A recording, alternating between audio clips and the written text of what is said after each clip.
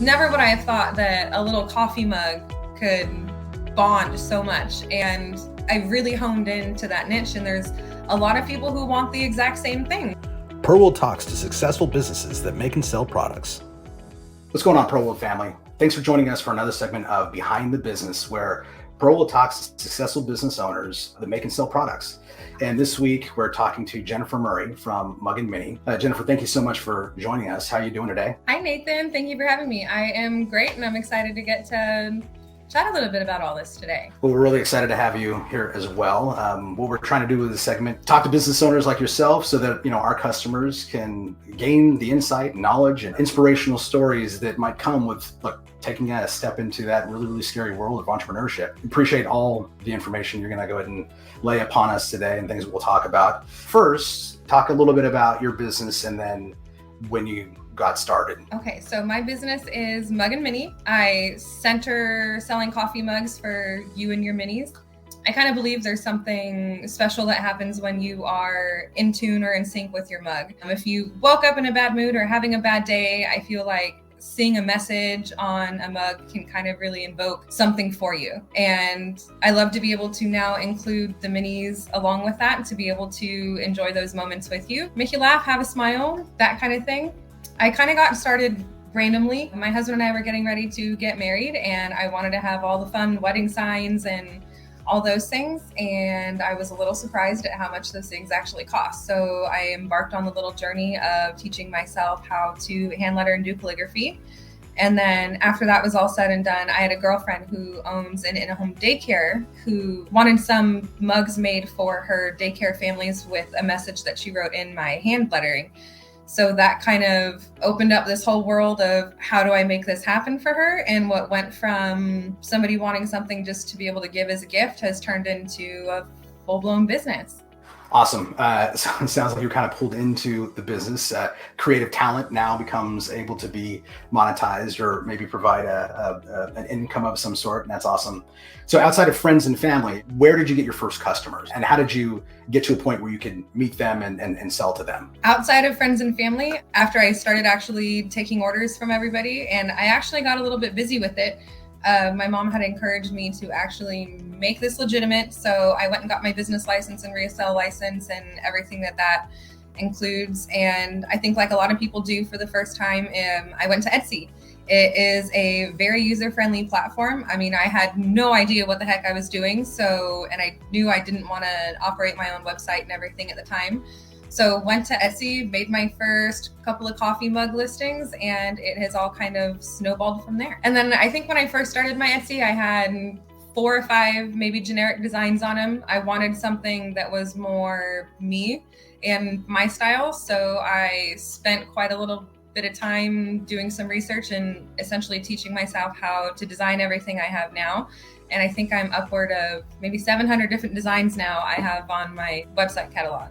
You have 700 designs, 700 products, or are you talking about actual individual designs? Where do you even come up with the time or the ideas to go ahead and do this? Yes, 700 different designs. I think a lot of inspiration and everything has definitely come from after having my son and becoming a mom, actually getting to live in those moments and everything. It kind of just snowballs. I work everything, and I mean, he's still young, he's 4, so I work in between nap time and after he goes to bed, and he'll do or say something, or we'll experience something in moments of motherhood and things like that just kind of snowball all of these ideas.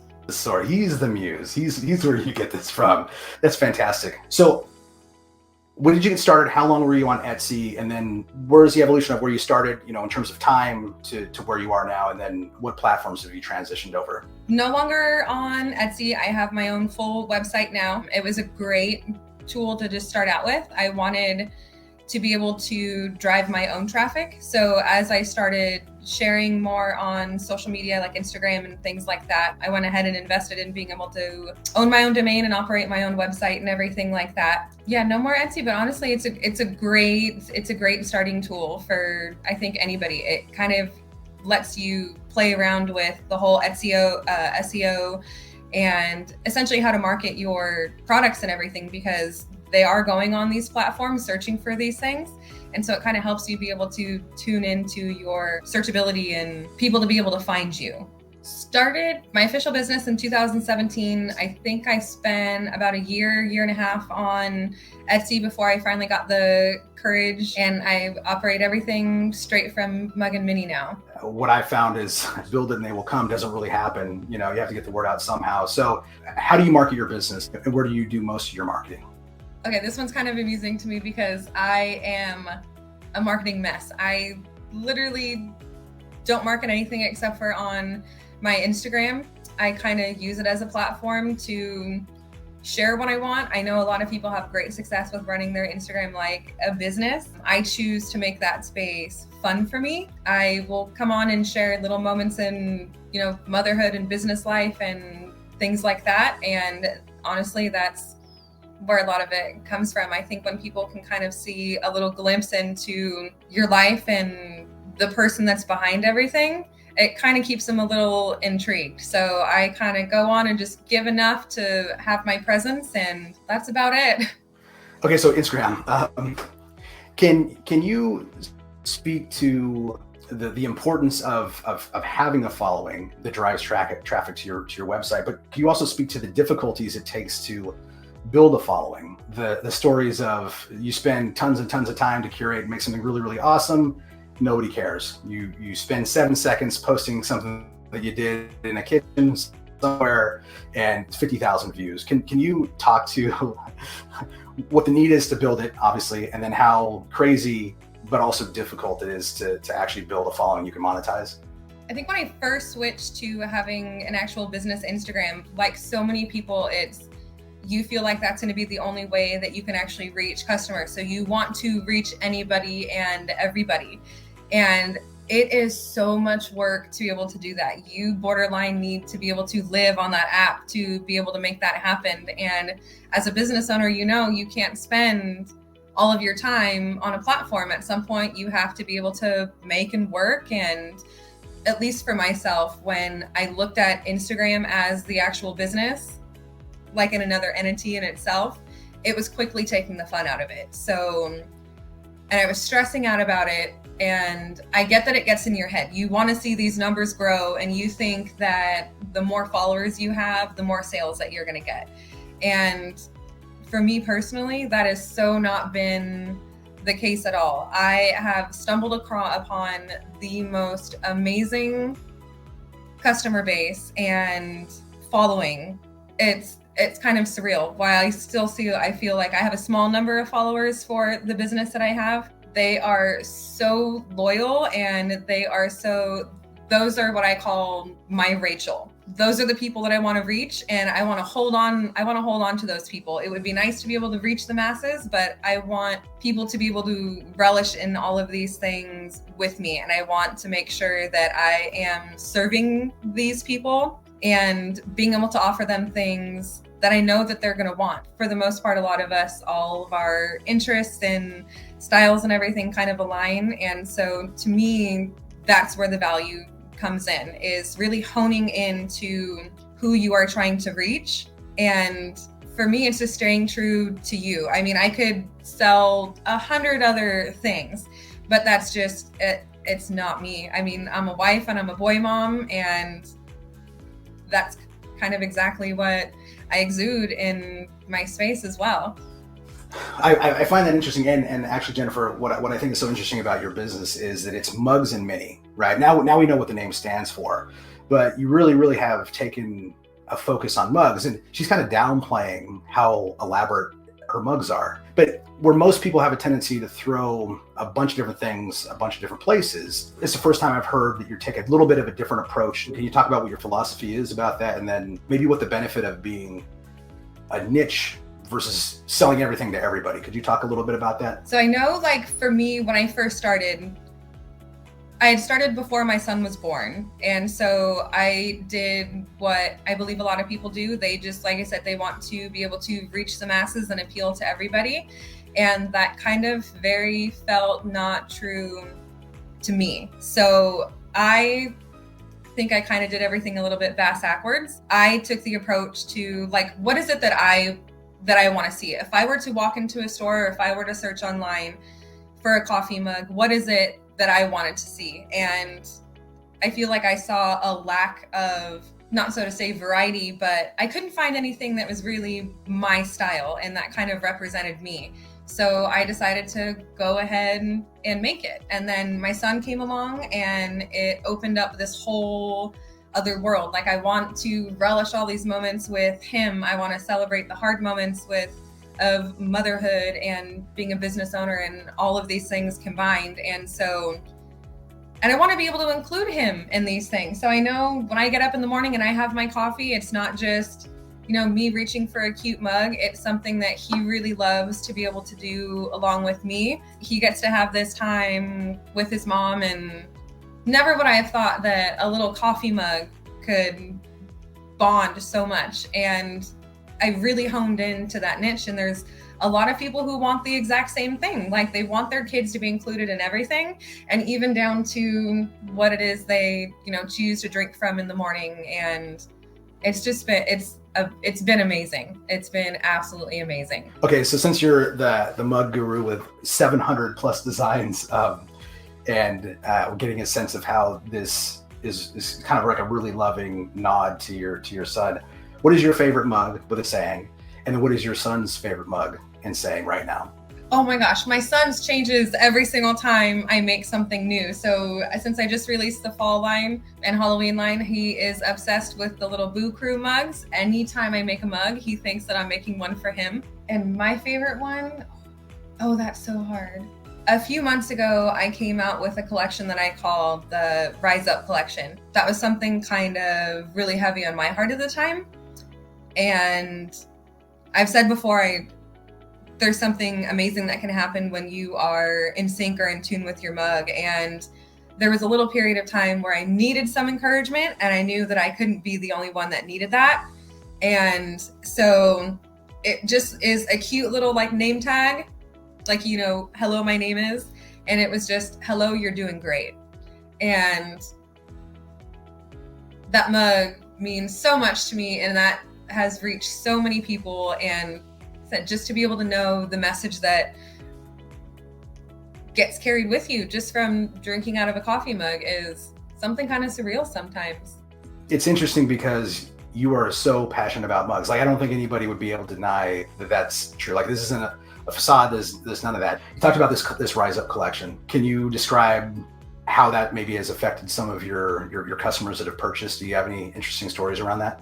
Oh yeah, I always tell everybody it is so much more than mugs. I say they're messages on mugs, and I essentially pour my heart into these. Like I said before, that Rise Up collection was something that was heavy on my own heart when I needed a little bit of encouragement and just to know that I was doing good, everything is going to be okay, all those kinds of situations. And so when I started sharing them, I essentially was flooded with messages from people who just needed to be able to see those reminders every day, whether it was an affirmation one or just saying everything's going to be okay type of situation.